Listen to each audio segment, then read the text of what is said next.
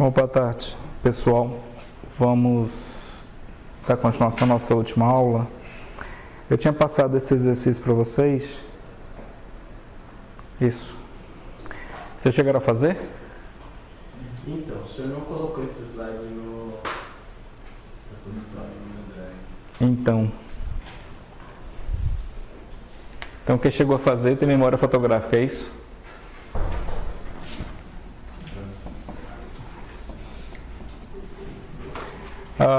Seria, na verdade, encontrar a distribuição de probabilidade de y a partir da distribuição de probabilidade de x, sabendo que a e b são constantes, tal que a é diferente de zero, e b são os dois constantes.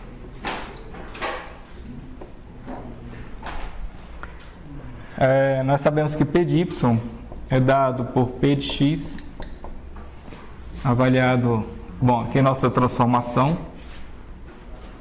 Então, nossa transformação é dada por y f de x.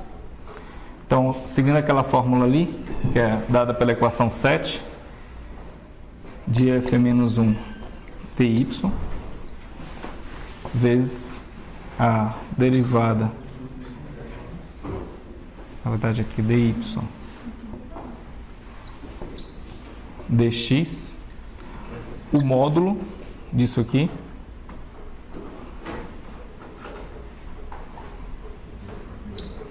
elevado a menos 1. Isso aqui é avaliado em y em x igual a f menos 1 dy. Então, essa é a relação entre p de x e p de y.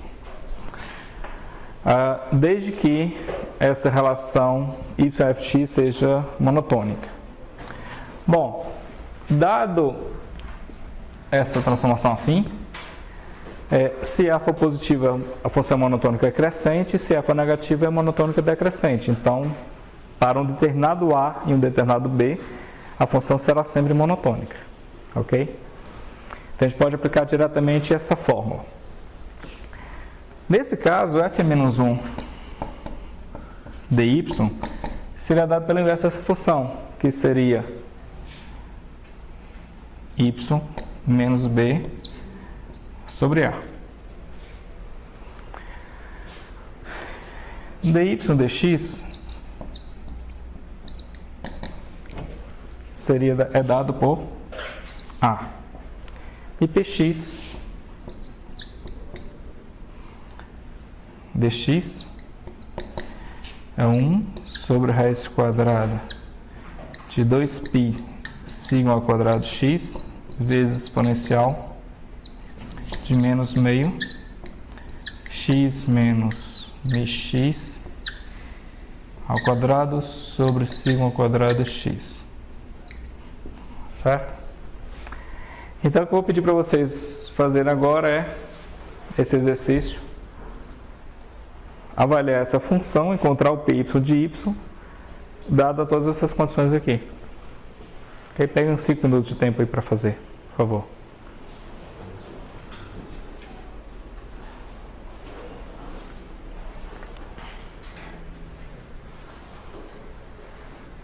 Isso porque eu estou entendendo que vocês não fizeram porque eu não coloquei no Drive, né?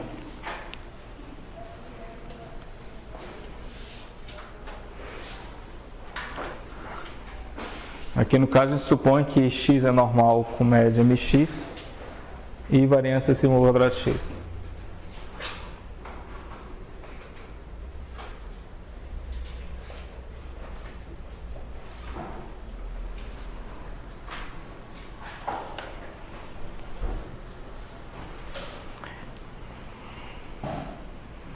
Essa relação a gente vai usar bastante daqui para frente, tá bom, pessoal? Por isso que ela é importante que a gente tenha ciência de onde ela vem.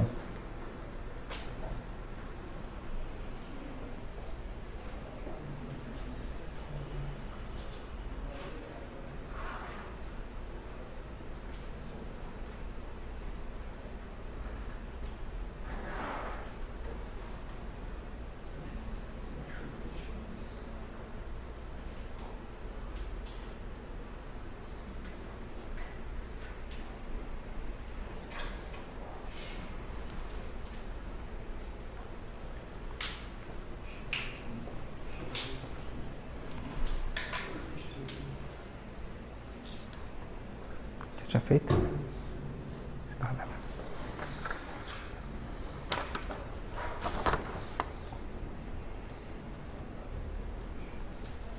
Isso mesmo.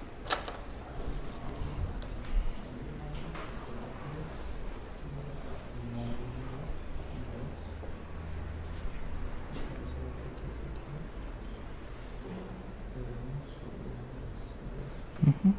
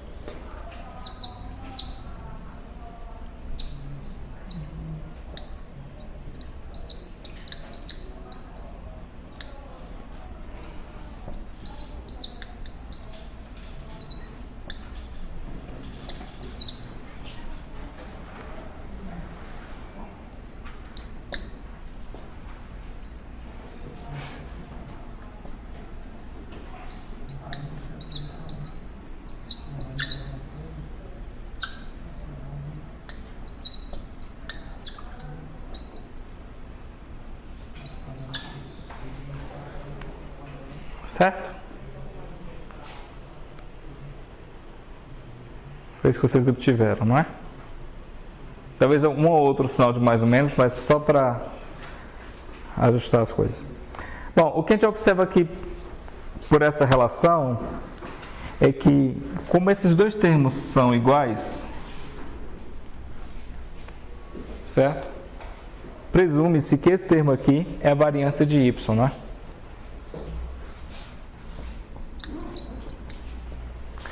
E esse termo daqui faz a média, faz a função de média de y. Ou seja, y segue normal com média de x vezes a mais b e variância sigma ao quadrado x vezes a ao quadrado. Ok? Bom, mas pessoal, para que essa trabalheira toda, eu vou apagar aqui parte do quadro, tá bom? Nós temos ali mais o resultado final que a gente precisa. Se nós poderíamos ter obtido que o valor esperado de y é o valor esperado de ax mais b, a e b são constantes,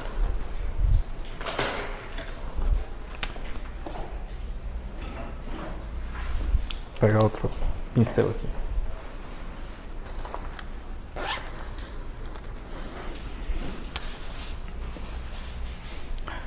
Isso aqui é igual a vezes o valor esperado de x mais b. Ou seja, o valor esperado de y é a vezes μx mais b, que é esse termo de cá. E a variância de y, que é dada, porque nós sabemos que aqui é a variância é dada por valor esperado de y menos esperança de y ao quadrado. Ou seja, esse aqui é o valor esperado de y é ax mais b menos o valor esperado de y, a μx menos b, então fica esse termo assim, isso ao quadrado. Então esse aqui fica o valor esperado de A vezes x menos mx ao quadrado e A ao quadrado. Peguei só o A, coloquei em evidência, coloquei para falar do termo. Então, essa aqui fica A ao quadrado vezes a esperança de x menos mx ao quadrado, que é igual a ao quadrado vezes a variância de x, que é esse termo de cá. Assim prova que os dois primeiros momentos são iguais, mas ainda não prova que a transformação não é normal. Mas pela função característica ainda dá. A partir da função geradora de momentos disso daí, você já caracteriza, dá para fazer da mesma forma. A média e a variância se propagam dessa forma. Mas se for para eu saber primeiro se o resultado da minha variável é gaussiana, assim como o x é também gaussiano, somente por esse método que a gente partiu inicialmente, tá bom? Então, o que a gente aguarda daí? Que numa transformação afim de uma variável gaussiana, uma variável aleatória de distribuição gaussiana, é um resultado dado por uma variável também aleatória de distribuição gaussiana. Com essa propagação da média e esse cálculo de propagação da variância. Ok? A variância se propaga multiplicando o termo A ao quadrado e a média é simplesmente a avaliação da função original na média. Ok? Então, esse resultado a gente vai guardar para usar algumas vezes daqui para frente.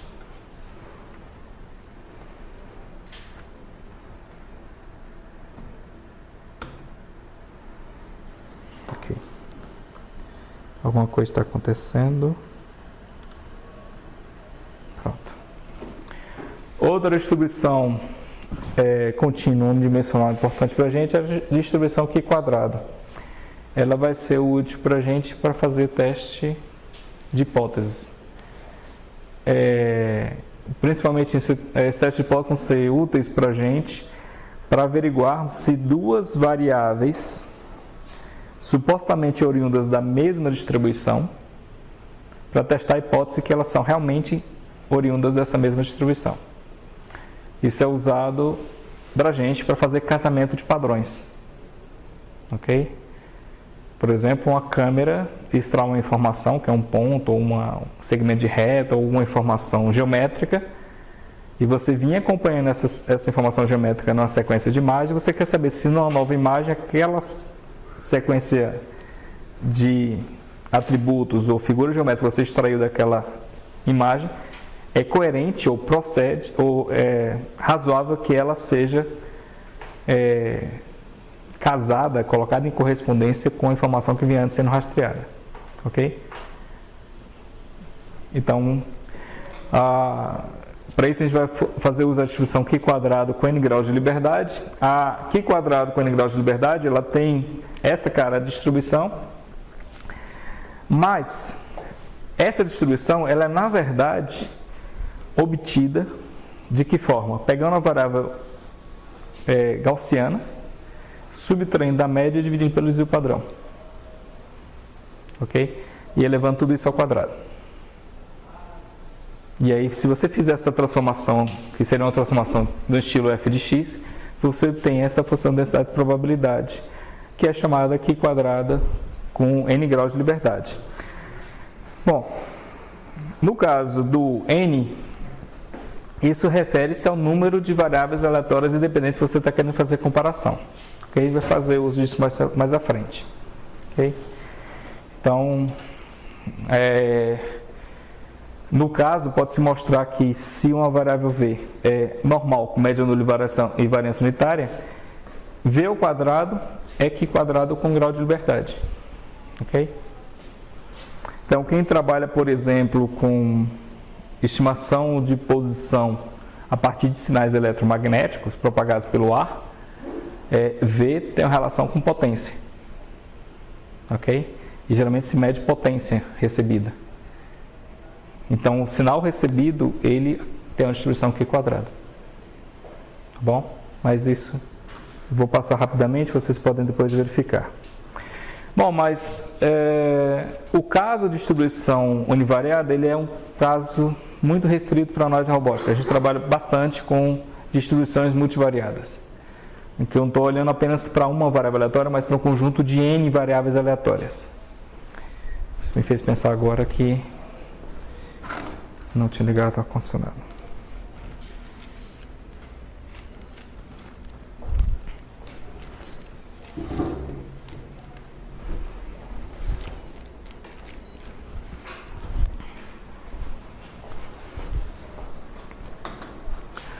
No caso de N variáveis aleatórias, nós temos que as variáveis aleatórias possuem uma distribuição conjunta, cuja a função de distribuição, que é definida por f de x1, x2 até xn, ela define, na verdade, a probabilidade de todos esses eventos ocorrerem ao mesmo tempo. Ou seja, da variável aleatória x1 ser menor ou igual a um limite x1, da variável aleatória x2 ser menor ou igual que um valor x2, e da variável até a variável aleatória xn ser menor ou igual a um valor xn, que é relacionado com a função densidade de probabilidade por meio desse conjunto de integrais múltiplas. Ok? E daí a gente retira que a função densidade de probabilidade pode ser obtida a partir da função de distribuição conjunta por meio dessa derivada de enésima ordem. Bom, algumas propriedades. Se algum desses eventos tiver probabilidade zero de ocorrer, então o conjunto de todos os eventos tem probabilidade zero também de ocorrer, que é dado por essa equação de K. Por exemplo, qual a probabilidade de uma determinada variável aleatória xi ser menor ou igual que é menos infinito? Nenhuma. Ok? Então, esse evento tem probabilidade zero de ocorrer, portanto, o conjunto de eventos tem probabilidade zero de ocorrer. Por outro lado, essa função de distribuição ela só vai valer 1 se todos os eventos tiverem probabilidade de 100% de ocorrer. Então, seria a avaliação da função de distribuição para o infinito em todos os valores. A função de densidade de probabilidade, ela, assim para o caso univariado, ela é sempre uma função positiva, maior que zero. E nós também temos uma relação entre a probabilidade de todos os eventos, dado que um desses subeventos é um intervalo de eventos, okay? Probabilidade de xa menor que x1 menor ou igual a xb, dado todos os outros eventos menores ou igual a x2, x3 até xn. Essa probabilidade é dada pela diferença nas funções de distribuição avaliadas para essa variável x1 em xb menos xa, tendo todos os limites das outras funções mantidos iguais. Isso permite também obter essa relação, que é uma extensão daquela relação que a gente tinha para caso univariado. Okay. Bom, se você tem uma função de distribuição original e você deseja obter uma função de distribuição para um subconjunto de variáveis aleatórias originais, por exemplo, o subconjunto de variáveis de x1 até xm, essa função de distribuição x1 até xm pode ser obtida a partir da função de distribuição de x1 até xn, tal que m é menor que n. E isso é obtido de que forma? Fazendo a integração da função de densidade de probabilidade com relação às outras variáveis que vão de xm mais 1 até xn. Ok? Essa função de distribuição a gente chama de função de distribuição marginal. É como se ela levasse em consideração todas as incertezas provocadas pelas outras variáveis. No caso específico de você ter distribuição conjunta com n igual a 2, a gente está trabalhando com a ideia de distribuição bivariável. Quando n for maior que 2, nós estamos trabalhando com a ideia de distribuição multivariável. Infelizmente, boa parte dos nossos casos vai trabalhar com n maior que 2. Mas também não se preocupe, a gente não vai estar resolvendo essas integrais, porque vários métodos numéricos usados em robótica fazem uso de amostragem seletiva. A gente vai ver mais para frente métodos que vão tornar esse processo muito mais facilmente computáveis. Agora são aproximações. Assim como a gente sabe que cálculo integral em computador é aproximação. Okay? Só que quando estamos trabalhando de múltiplas dimensões, ou seja, com 5 variáveis, 10 variáveis, aí o efeito da aproximação começa a ser muito mais crítico. Aí tem a definição da expectância marginal de uma determinada variável xk, ok? Com esse K sendo qualquer uma das variáveis originais. Por definição, o valor esperado de uma variável aleatória xk é obtido a partir da função de densidade probabilidade marginal, xk. E essa função de densidade probabilidade marginal se obtém a partir da função de distribuição ou a partir das funções de densidade probabilidade conjuntas, por meio dessa integral múltipla. Isso aí faz com que também o cálculo do valor esperado xk seja obtido por meio de um cálculo de valor de integral múltipla. Eu não faço questão que vocês nesse momento se preocupem em guardar essas fórmulas, até porque, como eu disse, mais para frente a gente vai usar métodos que vão simplificar bastante o nosso trabalho, ok? Bom, aí tem uma definição muito importante que é a definição de independência. Se você tem duas variáveis aleatórias de distribuição conjunta, ou seja, está trabalhando no caso bivariado, elas são ditas independentes, essas variáveis x e xj com i diferente de j são ditas independentes se os eventos forem independentes, ou seja, a probabilidade de ocorrência de um evento não interferir na probabilidade de ocorrência do outro evento. Isso se traduz pela seguinte relação, que a distribuição conjunta é dada pelo produto das distribuições marginais de cada uma dessas variáveis aleatórias. Da mesma forma, a FDP conjunta é dada pelo produto das FDPs de cada uma das variáveis aleatórias, porque elas são independentes. Ok? Então, eu vou deixar isso como exercício, esses dois casos como exemplos para vocês. Nesse primeiro exemplo aqui, vocês têm x e y, duas variáveis distribuídas conjuntamente, tal que a distribuição conjunta, a densidade conjunta é dada por essa fórmula. Pede-se para verificar se as variáveis aleatórias x e y são independentes. Ou seja, se você puder escrever essa função como sendo produto de duas funções de densidade de probabilidade. Uma que depende unicamente de x e outra vai depender unicamente de y. Ok? E essas duas funções de densidade de probabilidade, as duas funções têm que atender aquela condição. A integral de menos infinito a mais infinito de cada uma delas tem de ser 1. Ok? E elas têm de ser positivas. Então você tem que verificar se isso é possível. O que eu adianto para vocês é que nesse caso, sim, elas são independentes. Mas você tem que checar isso pela separação dessa P de x e y pelo produto, sendo dado pelo produto de duas distribuições de probabilidade. E no outro exercício, a gente considerando que x e y são distribuídas conjuntamente e de forma gaussiana por essa função de distribuição aqui, pede-se para determinar as condições necessárias para que x e y sejam estatisticamente independentes. Isso quer dizer, você tem que ser capaz de escrever esse produto de duas FDPs gaussianas, essa função aqui, como sendo produto de duas FDPs gaussianas. Ok? Isso vai impor condições sobre essa constante C aqui, que é aqui ao lado. Tá bom?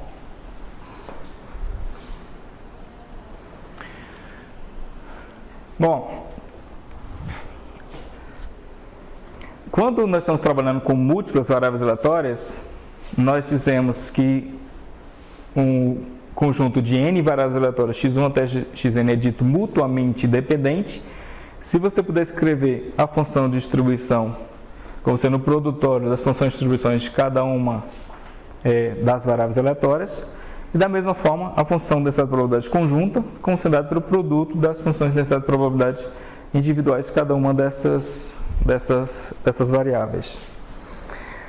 Esse é o caso muito comum, por exemplo, quando você está fazendo medição, uma série de medições, um conjunto de medições, e essas medições são supostamente independentes. Então, nós temos como calcular a FDP conjunta desse conjunto de distribuições, considerando a FDP de cada uma delas. Se cada medição é gaussiana, com uma determinada média, uma certa variância, então você tem como caracterizar a distribuição do conjunto de medições por meio desse produtório. Então isso vai tornar muito fácil a resolução de problemas, principalmente de estimação. Okay? No caso de você ter uma função aleatória multivariável, você tem uma transformação y igual a f de x1 até xn. No caso aqui, especificamente y é um escalar, nós temos que o valor esperado dessa variável aleatória y é dado também pela integral múltipla da função sendo aplicada, vezes a função de densidade de probabilidade conjunta de todas as variáveis aleatórias x1 até xn. Então, mais um cálculo envolvendo a integral, que em alguns momentos a gente vai encontrar as condições para que a gente não tenha que resolver essa integral. Ok? Bom, notadamente,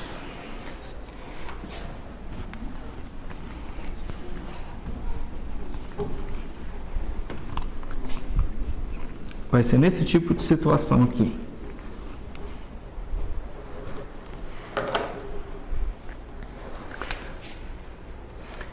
Eu tinha falado para vocês que o problema de localização no ambiente indoor pode ser resolvido do ponto de vista gaussiano da seguinte forma. Você encontra a função de densidade de probabilidade das coordenadas x e y do robô, dado um conjunto de medições que você fez. Isso você obtém por meio da regra de Bayes, com uma relação entre o conjunto de medições e x e y, vezes a densidade a priori de x e y, dividido pela densidade do conjunto de medições. Ok? A questão aqui nesse caso é que essa P de M, ela pode ser escrita também como sendo a integral de P de M dado x, y, vezes P de x, y,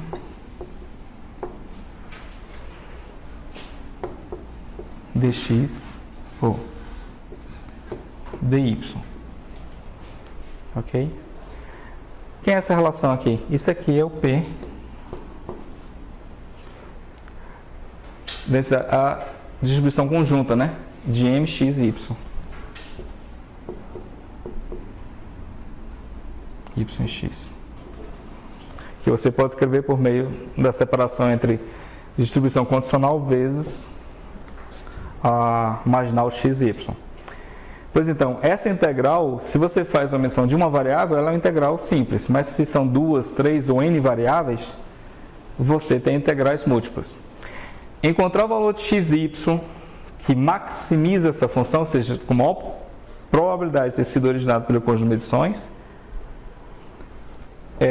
pode ser resolvido encontrando-se unicamente o máximo dessa função de cá, do numerador. Isso porque o denominador não depende de x e y. Então você já viu que você escapou de ter que resolver um cálculo de integração múltipla para poder calcular essa função. Você não precisa calcular essa função toda, você basta apenas encontrar o máximo do numerador. Tá bom? Uma definição importante para a gente é a definição de covariância. Se você tem duas variáveis aleatórias x e y distintas,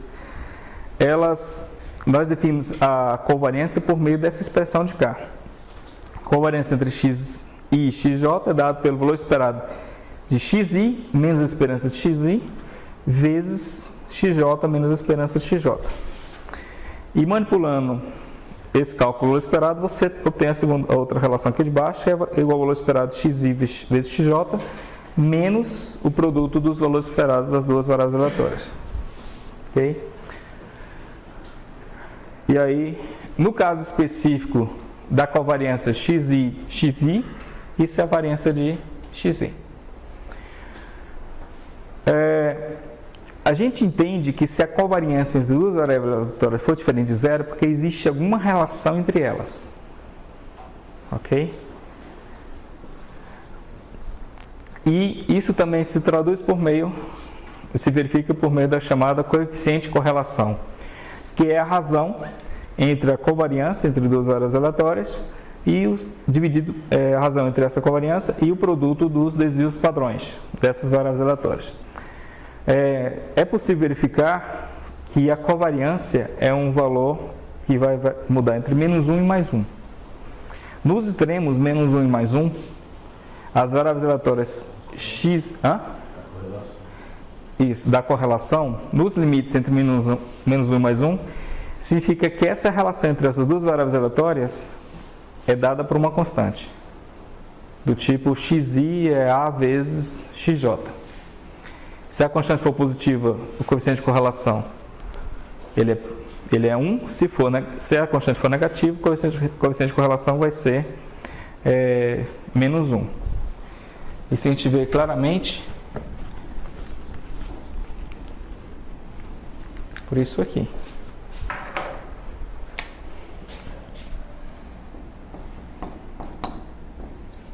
A vezes xj. Ok? O valor esperado de xi é igual a A vezes o valor esperado de xj. A covariância de xi de xj, certo? Que é igual ao valor esperado de xi vezes xj menos o valor esperado de xi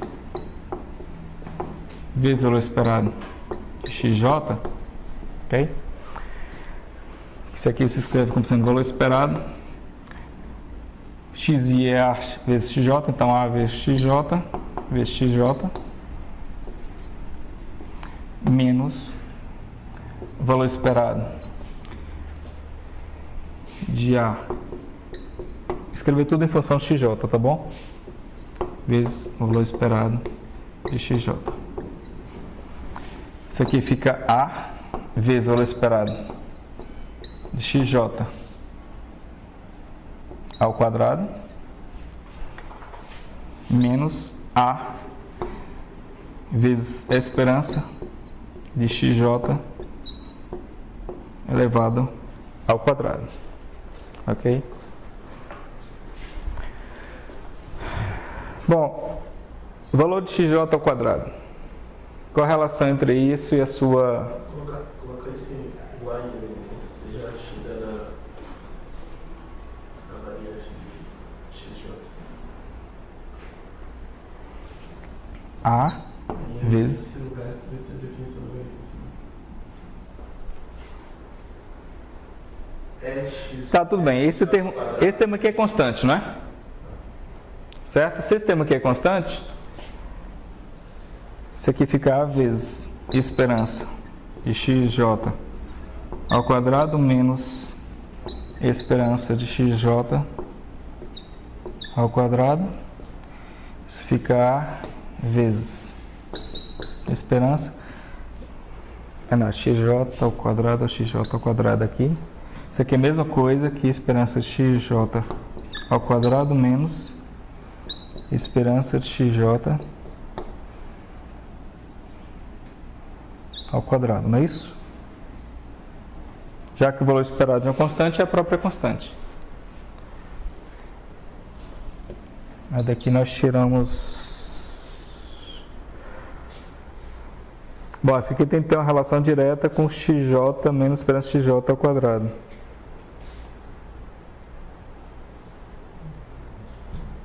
Isso aí que está dentro do parênteses tudo é a variância de xj. A variância de xj, isso aqui é valor esperado de xj menos esperança de xj. Tudo isso ao quadrado. Ok? Então não é exatamente o que está ali dentro. Mas a gente pode, de toda forma, levar ao quadrado, porque fica igual a esperança de xj ao quadrado menos 2xj vezes esperança de XJ mais esperança de XJ ao quadrado. Ok? Quero encontrar essa relação com aqueles dois ali. Então,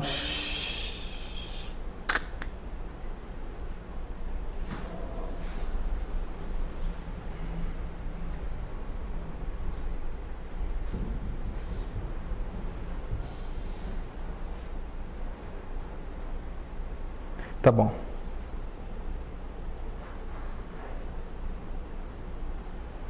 Isso aqui a gente pode escrever como sendo o valor esperado de XJ ao quadrado menos esperança de XJ ao quadrado, que seria esse termo de K, certo? Mais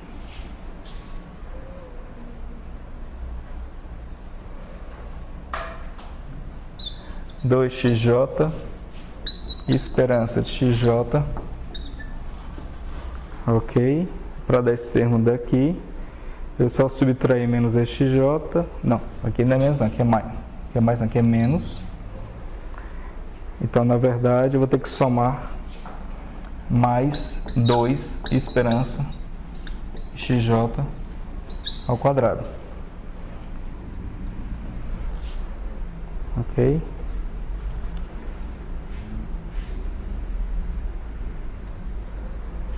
Então, isso quer dizer que esse termo daqui foi igual a esse termo original subtraído de esperança XJ ao quadrado, não é?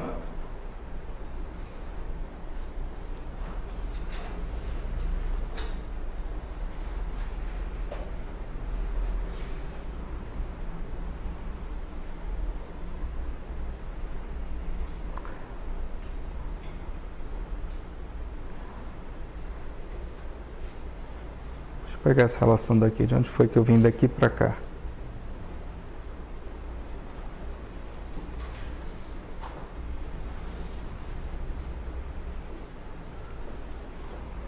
Você vê que não precisa nem ter ido tão longe, porque da definição de covariância, a gente tinha isso aqui, ó.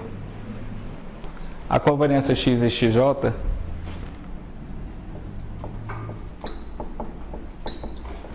isso aqui é igual a esperança XI vezes XJ menos esperança XI vezes esperança de XJ.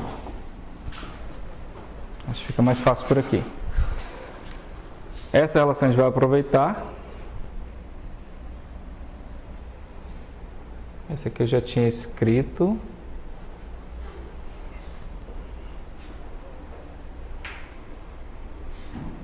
Mas eu já estava aproveitando, né? Professor, olha aí, ó. Quando, naquela última forma, quando XI for igual a XJ, você vai ter essa... Covariância igual a variância. Exato. Aí vai ficar... que a esperança vai calcular você a variância. Tá, na verdade era esse termo de K. A variância XI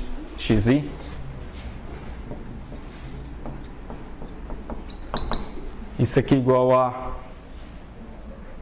o valor esperado de XI ao quadrado menos o valor esperado de XI ao quadrado, não é isso?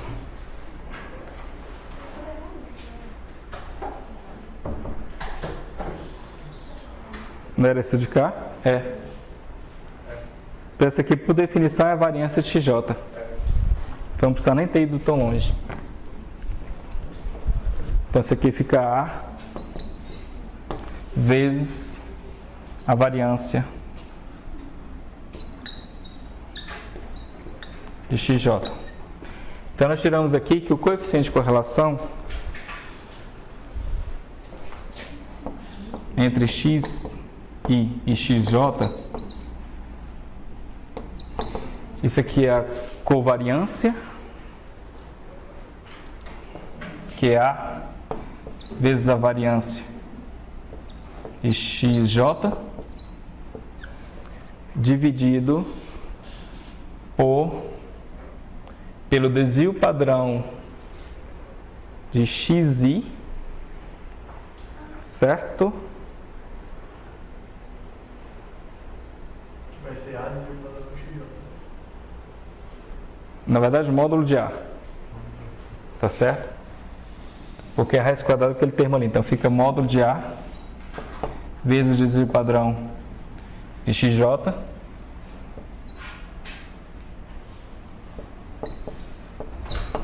vezes desvio padrão, né? Desvio padrão de xj. O produto desses dois termos é igual à variância de xj. Então fica A sobre módulo de A. Ok? Esse valor só pode assumir dois valores possíveis, né? Ou isso é 1 ou menos 1. 1 se A for maior que 0 e menos 1 se A for menor que 0. Ok? Então, nos extremos do coeficiente de correlação, é porque essa transformação, essa relação entre as duas variáveis aleatórias x e xj é dada pelo produto de uma constante. Qualquer valor intermediário é porque essa relação não é uma constante, na verdade é uma variável aleatória também. Ok? Ou pelo menos você não pode considerá-la como constante. Tá bom? Aí tem, qual a relação entre covariância e independência? Na verdade, pode-se verificar que se x e xj são independentes, a gente já consegue verificar que a covariância é igual a zero. Isso porque se x e xj são independentes, o valor esperado do produto é igual ao produto do valor esperado das variáveis aleatórias. Então essa diferença aqui é igual a zero. Tá? A covariância é igual a zero. Se a covariância é igual a zero, nós dissemos que x e xj são não correlacionados. Ok? Por conta dessa relação. E aí o coeficiente de correlação vai ser igual a zero se você tiver que os produtos de padrão das duas variáveis aleatórias é diferente de zero. Ok? Então, se x e xj são independentes, elas não são correlacionadas. Ok? Mas duas variáveis aleatórias não correlacionadas são necessariamente independentes?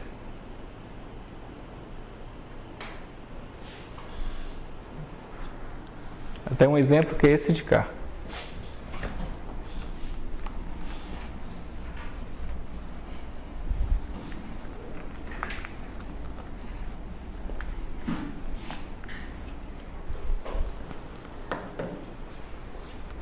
Ok?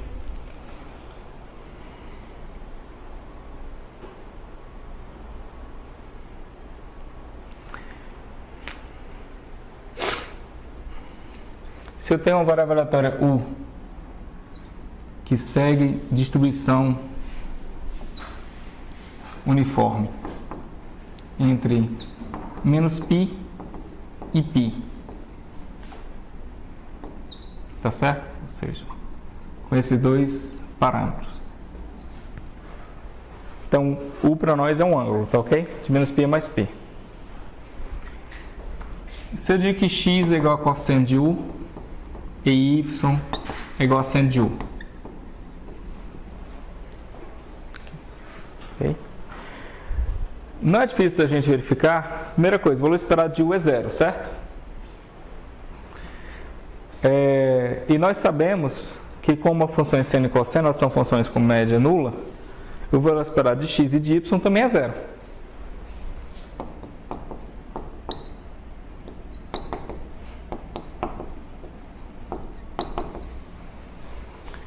Ok? Então, a covariância entre x e y, isso aqui é dado pelo valor esperado de x vezes y. Porque o produto dos valores médios é zero também. Ok? E eu acho que vocês se lembram ainda da graduação, em alguns momentos, vocês resolveram esse cálculo do produto do valor da média do produto de um seno por cosseno. E você sabe que isso é zero, né? Então, por essa relação, você chega à conclusão que x e y são não correlacionados.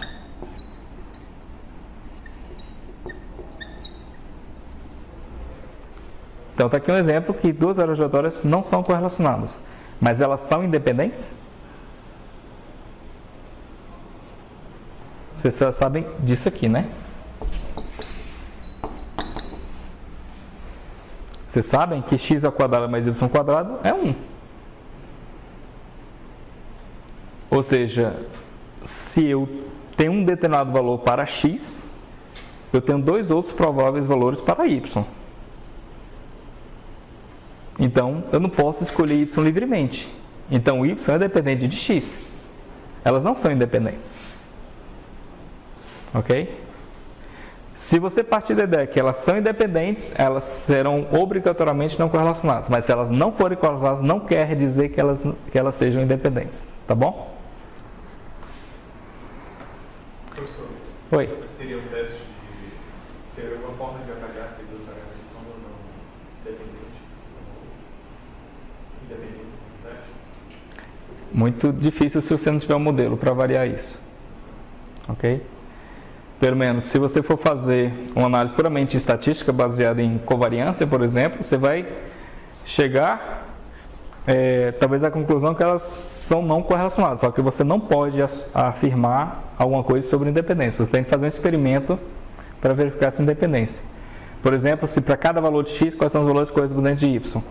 Aí, talvez, se você conseguir encontrar essa relação, quer seja por um processo de estimação, aproximação de modelo, o que seja, você verifica a relação de dependência. Isso do ponto de vista amostral, tá certo? A partir de amostras. Caso contrário, se você tiver as distribuições dela e a distribuição conjunta, você pode verificar a independência verificando que a distribuição conjunta é dada pelo produto das distribuições de cada uma das variáveis aleatórias. Ok? Mas experimentalmente você tem que ir atrás de um modelo que relacione as duas para verificar se existe uma relação de causa e efeito. Ou se dado você tiver uma, você vai ter, isso tem como restringir os possíveis valores da outra. Isso seria uma dependência. Bom, mas nós vamos trabalhar com um conjunto de variáveis aleatórias na forma de vetores. Então, aí tem a definição de vetor de variável aleatória. Um vetor de variáveis aleatórias é dado por um vetor em que os elementos são variáveis aleatórias. Nós vamos trabalhar com a ideia que vetores de variáveis aleatórias são sempre vetores coluna. Ok? Isso porque todas as regras que vamos derivar daqui para frente vão partir desse princípio. Bom, e daqui para frente nós não vamos mais escrever nossas variáveis aleatórias como sendo x1, x2 até xn. Nós vamos colocar elas na forma de um vetor. Então, associado àquele vetor de variáveis aleatórias, nós temos a função de densidade de probabilidade daquele vetor. Ok? Tal que a integral de menos infinito a mais infinito, considerando todos os elementos de variáveis aleatórias dessa função, ela é igual a 1. Ok? De forma similar, o valor esperado de um vetor de variáveis aleatórias é dado por um vetor em que cada um dos elementos é o valor esperado da variável aleatória naquela mesma posição do vetor. Aí temos uma definição importantíssima para a gente, definição de matriz de covariâncias. Matriz de covariâncias é definida como sendo o valor esperado do vetor de variáveis aleatórias x menos a sua média vezes essa diferença transposta. Dá para a gente ver claramente que esse primeiro elemento aqui, ele é um vetor de n linhas, uma coluna. Esse segundo elemento aqui é um vetor de uma linha, n colunas. Então, isso dá como produto uma matriz de n linhas por n colunas. E o valor esperado dessa matriz é a matriz de covariâncias. Fazendo manipulação desses termos de valor esperado, nós vemos que os termos da diagonal da matriz de covariância são as variâncias de cada uma das variáveis aleatórias do vetor. E os termos fora da diagonal são as covariâncias.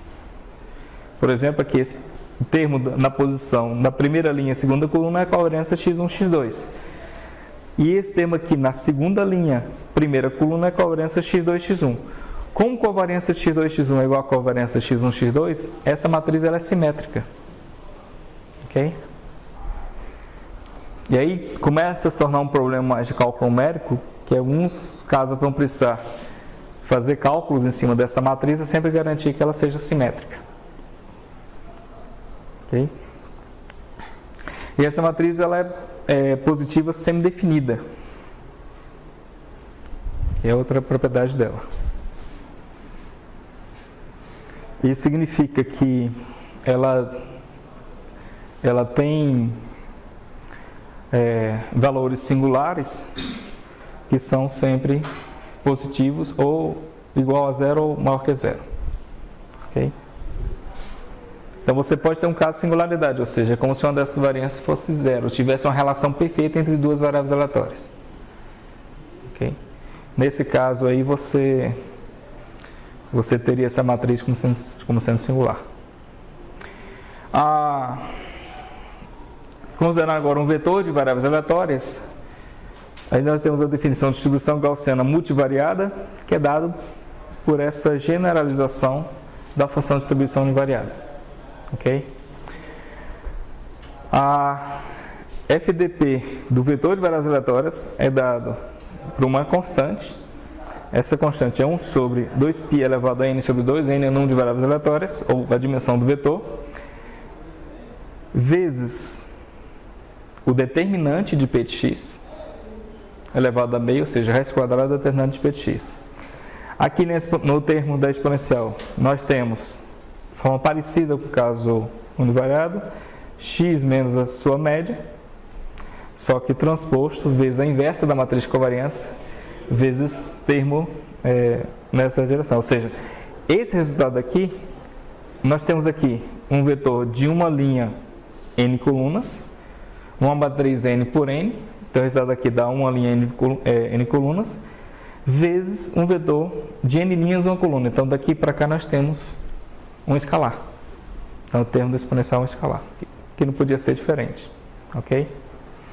Então nós usaremos como notação x segue normal, o vetor de valor esperado de x, e matriz de covariância p de x. Ok? E é possível mostrar que se todos os elementos de x forem não correlacionados, o que significa dizer que a matriz de covariância ela é uma matriz diagonal. Vocês vão ver aqui que no termo, nessas condições, esse termo daqui, tá certo? A inversa de uma matriz diagonal é também uma matriz diagonal, em que os elementos da diagonal são o inverso dos elementos da matriz original. Isso aqui vai se converter, na verdade, num exponencial, ok? Na verdade, xi menos esperança xi sobre a variância xi. Ok? E aí também pode se escrever como sendo o produtório desse termo de cá, vezes o exponencial está aqui dos xi menos esperança xi ao quadrado sobre a variância de xi. E como eu tinha adiantado para vocês, isso vai também simplificar muito nossos cálculos em algumas situações. Ok? Bom, e o que acontece?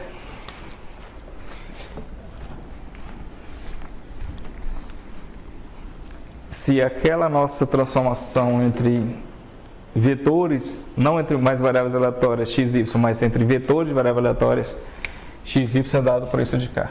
Y é igual a uma matriz A vezes x mais B. Bom, B vai ser um vetor m por 1. Isso porque y é um vetor m por 1. A vai ser uma matriz m por n.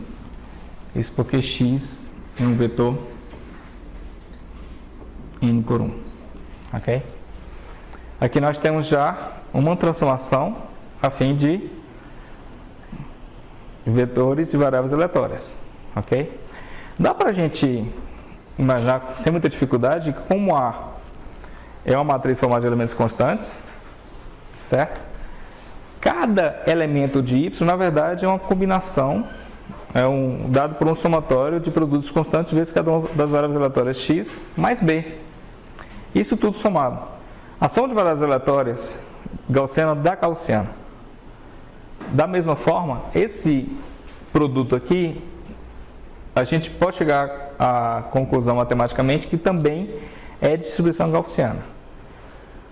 Não dá para usar exatamente a equação 7, tal como ela estava, mas existe uma generalização dela. Ok?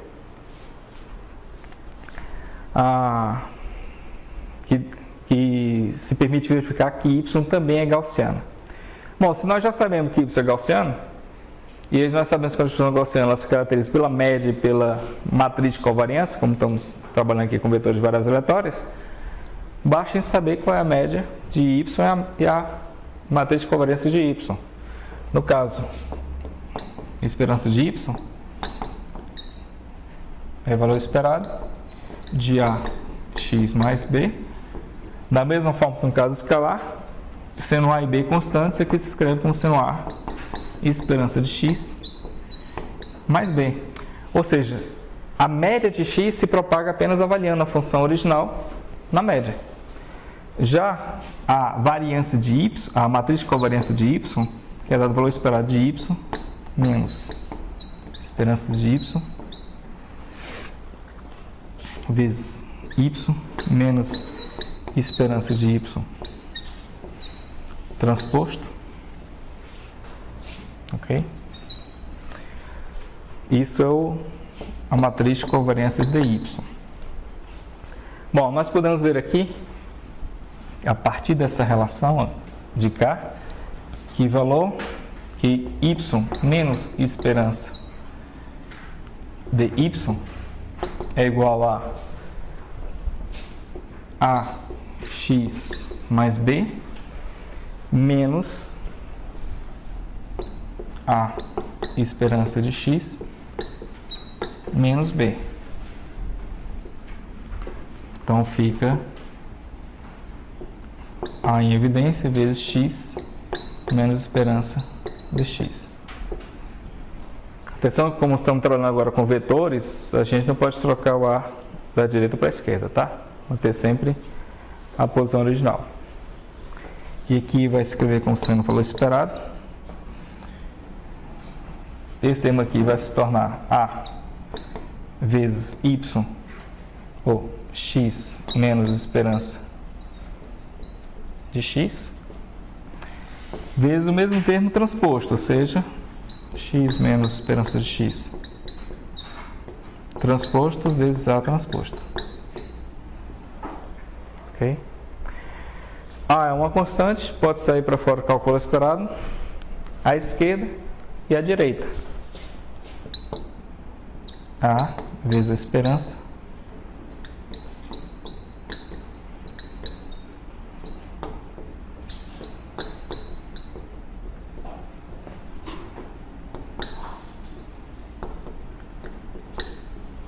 esse termo aqui é o quê?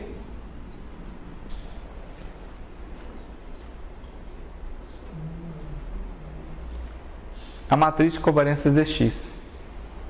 Ou seja, isso aqui se escreve como sendo A px A transposto. Ok? Então aqui y segue normal com média A e esperança de x mais b e matriz de covariância A px A transposto.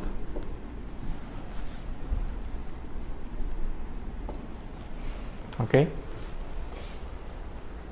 Justamente que a gente obtém nas equações 28 e 29. Como o caso univariado ele é caso especial dessas equações aí, E dá para ver claramente se A for trocado por um escalar. Ok? Na verdade, vai usar muito mais essas duas relações do que o caso univariário. Tá bom? Bom, a partir dessa relação, como é que eu faço? Por exemplo, se no MATLAB eu precisar gerar uma distribuição aleatória de uma determinada média e uma determinada matriz de covariância. Okay. Sempre fazendo uso dessa relação de K. Ok? Vou apagar só aqui para aproveitar.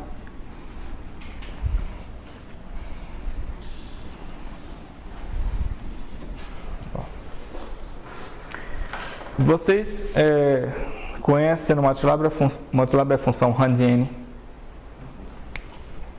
Você pode gerar X normal com um vetor de média nulas e matriz de covariância. Na verdade, matriz de variâncias, matriz de covariância identidade, no MATLAB, usando a função x igual a RandN, em que isso aqui é identidade com n com dimensão e, ou seja, RandN com parâmetro 1, n,1, ou seja, isso vai te dar um vetor de n linhas em uma coluna de variáveis aleatórias de média, distribuição gaussiana de média nula e variância 1, ok? Então, supostamente, cada elemento de x é descorrelacionado com os outros, ok? Bom, o nosso objetivo seria gerar uma distribuição aleatória y a partir desse x gerado dessa forma, ou seja, isso aqui é a matriz de covariância e identidade, ok? Então nós temos o quê? Que nosso problema vai ser encontrar uma transformação entre x e y, ou seja, encontrar as matrizes A e B, tais que esse y obtido por essa transformação, ele tem determinado valor esperado e tem determinada matriz de covariância, ou seja, a gente quer gerar um vetor y com essa média e com essa matriz de covariância. Eu posso fazer isso como? Gerando primeiramente um x com essa função, vetor x com essa função, e nós sabemos que esse x ele é normal com média nula e matriz de covariância identidade, e basta a gente encontrar os valores de A e de B que satisfazem o quê? Esperança de y é igual a A. A esperança de x é quanto? Esperança de x mais B, certo? Pela relação aqui. A esperança de x, nós sabemos aqui que é zero. Então, a esperança de y é igual a B. Ou seja, você usa como valor de B a média que você quer para a sua distribuição. E a matriz de covariância de y é igual a A vezes a matriz de covariância de y de x vezes A transposto. Bom, no caso aqui, nós queremos gerar y com a mesma dimensão de x, ou seja, m igual a n. Okay? Então, aqui nós temos aqui que py é igual a A vezes A transposto. Então, a matriz A que eu vou usar aqui, ela é aquela matriz que satisfaz essa equação. Ok? E para isso nós vamos fazer uso da decomposição de Cholesky. A decomposição de Cholesky, ela permite fazer o seguinte. No caso do MATLAB existe uma função chamada show, que é a decomposição de Cholesky, que você pode passar como parâmetro P de y. Ele vai te dar a matriz R. Essa matriz R ela é tal que P de y é igual a R transposto vezes R. Só que eu quero encontrar o A que satisfaz essa relação. Ora, A é igual a R transposto. Então, você pode gerar numa só linha no MATLAB Y com determinada matriz de covariância e determinado vetor de valor médio da seguinte forma: Y é igual a show P de Y, isso apóstrofo para significar que isso aqui é transposta, vezes rand n N1 mais o vetor de média que você queria. Ok? Então você pode gerar qualquer distribuição gaussiana multivariada com qualquer média matriz de covariância no MATLAB fazendo uso do gerador de números aleatórios não correlacionados rand n, com parâmetro n, que é o número de variáveis aleatórias que você deseja. Ok? Então essa é a forma que vocês vão usar no MATLAB para poder gerar vetor de variáveis aleatórias de qualquer parâmetro de média e matriz de covariância. No mais, pode-se verificar que essa relação aqui, x menos esperança de x transposto vezes px a menos 1 vezes x menos esperança de x. Bom, primeiro essa relação aqui é um escalar, concordam? Esse escalar, vocês veem aonde?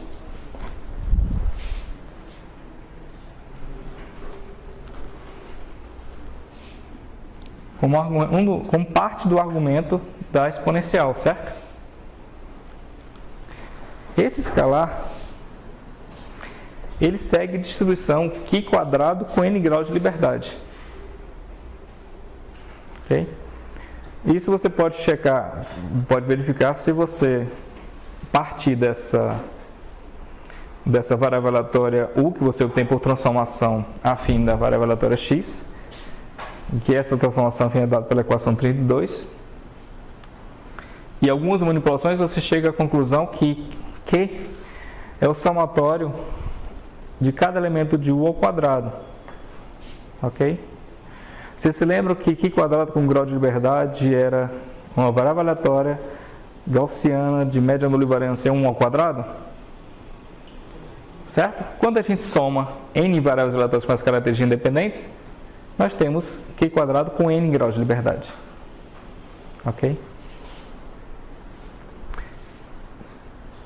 E aí, isso permite a gente usar essa seguinte função, que na verdade é uma métrica de distância entre variáveis, entre amostras de uma distribuição, de uma determinada distribuição gaussiana, para fazer teste de hipóteses, porque esse vetor, ou essa medida, ela é Q quadrado com n graus de liberdade. Ok? Eu não sei se tem um exemplo aqui que mostra isso, que é o exemplo do casamento probabilístico de padrões. Esse exemplo, ele ilustra um caso muito comum que a gente usa em robótica para associar um conjunto de observações a outro conjunto de observações, para tentar verificar semelhanças. Ok? Seria como se fosse assim, por exemplo, eu tirar uma foto do Tiago e uma foto do Mateus. O quão semelhantes eles são? Possivelmente essa métrica aplicada a amostras desses vetores de medidas vão indicar uma grande distância entre essas duas imagens. Tá certo? E essa distância, dada por esse cálculo de K, se eles forem oriundos da mesma distribuição de probabilidade, ou seja, supostamente eles são muito próximos, ou supostamente estatisticamente eles são, você pode até afirmar que eles são muito parecidos, essa função ela vai ser calculada e vai ser menor ou igual a um certo limiar. Esse limiar a gente obtém da tabela Q quadrado com n graus de liberdade. Por exemplo, para 1 grau de liberdade, e apenas com 5% de chance de você cometer uma falha nessa verificação, ok? Esse limiar é 3,841.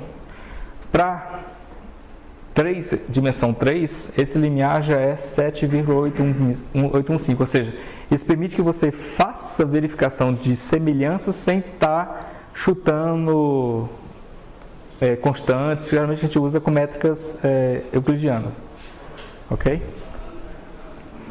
Então, esse exemplo ilustra isso.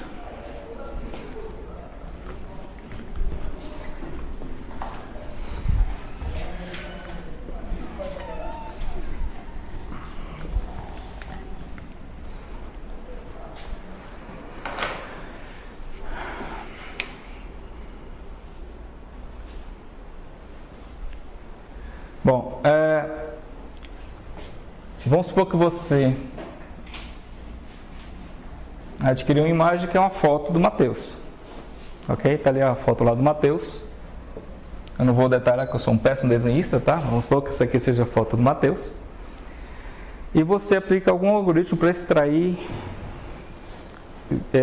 medidas que caracterizem aquela imagem de alguma forma. Pode ser a média, variância, alguns momentos de ordem superior, ou pode ser características geométricas, alguma medida desse tipo. Então, daquela imagem, que na verdade uma imagem acaba sendo uma matriz de dimensões muito grandes, você pode tirar dela um chamado vetor de características.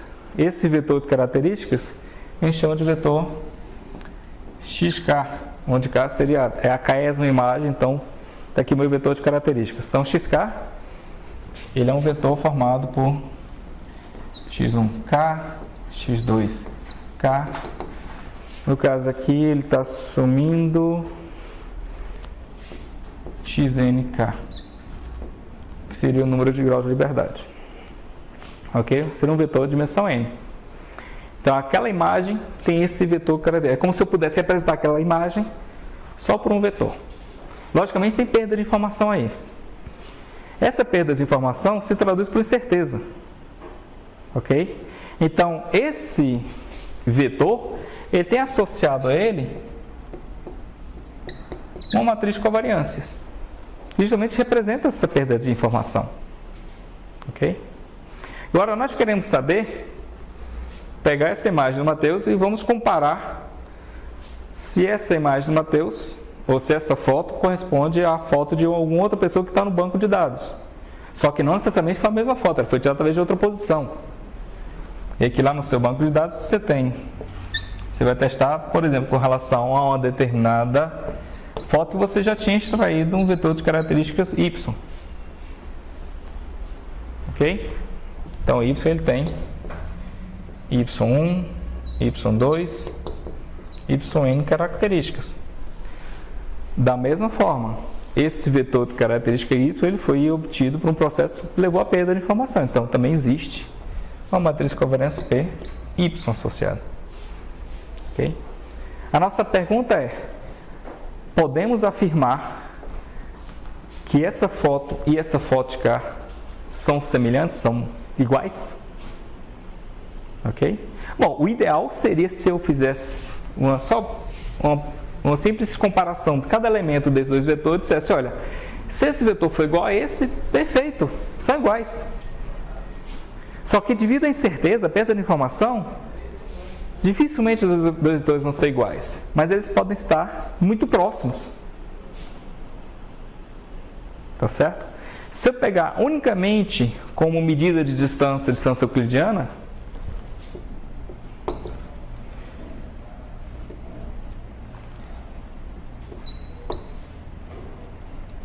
xk menos y transposto vezes xk menos y, tudo isso elevado a meio, tá, é uma forma de eu verificar a distância entre os dois vetores, certo? Mas essa distância, por exemplo, para dois vetores que estão muito próximos, pode ser considerada pequena ou grande a depender da matriz de covariância. Por exemplo, de nada adianta essa distância ser 10 se o desvio padrão da distância é 200. tá certo? Ou outro sentido, se o desvio padrão for 1 e a distância for 10. Você já pode afirmar com alguma certeza que, olha, a incerteza é muito pequena, mas a distância é muito grande, eu já posso afirmar talvez que esses dois vetores não são correspondentes. Mas como é que a gente pode fazer um cálculo para nos assegurar, pelo menos com um embasamento teórico, que esses dois vetores são muito próximos?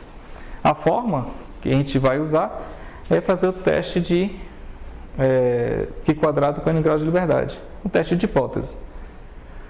Assumindo que os dois vetores são oriundos de distribuições gaussianas, de mesma média e mesma matriz, ou não necessariamente mesma matriz de covariância. Como nós assumimos que esse vetor Y ele foi tirado de um banco de dados, geralmente ele já foi obtido por processamento de várias imagens da mesma pessoa. Então, Y já representa a média de uma distribuição e P de Y a sua matriz de covariância. A distância entre eles, dois vetores, Y menos XK, esse vetor de distância, a gente sabe que tem matriz de covariância. Bom, a diferença entre dois vetores de variáveis aleatórias gaussiana é o que? É gaussiana também. E a matriz de covariância dessa diferença é dada por P de Y mais P de XK. Por que mais? Porque esse menos aqui, quando a gente vai fazer a propagação de variâncias, isso aqui seria menos identidade, então acaba se tornando mais ao final. Ok? Bom, nós podemos fazer um teste de hipótese em cima desse erro, dessa distância entre os dois vetores. Então basta calcular, nesse caso, a seguinte função. Você calculou o erro, tá certo? Quanto é que é o valor esperado do erro? É Y menos XK, certo? Na verdade, você vai assumir, nesse caso aqui, que se Y e XK são oriundos da mesma distribuição, eles têm a mesma média. Então, o valor esperado de Y menos XK é 0.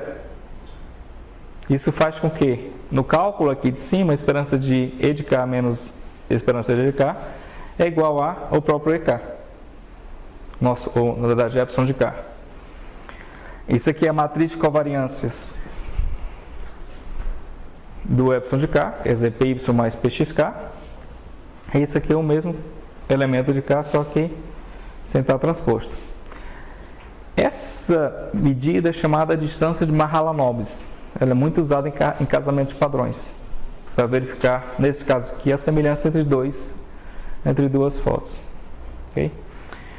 E aí, se você está querendo buscar, por exemplo, num banco de dados, dentro do conjunto de fotos, de muitas fotos foram tiradas, qual dessas fotos corresponde a tal pessoa, porque você está procurando aquela pessoa, basta você procurar aquelas imagens, fazer todos os cálculos de distância e usar com maior certeza aquela foto com menor cálculo de distância Q de K. E que satisfaz também essa condição. Ou seja, essa métrica, a distância Mahalanobis tem que ser menor ou igual a esse limiar.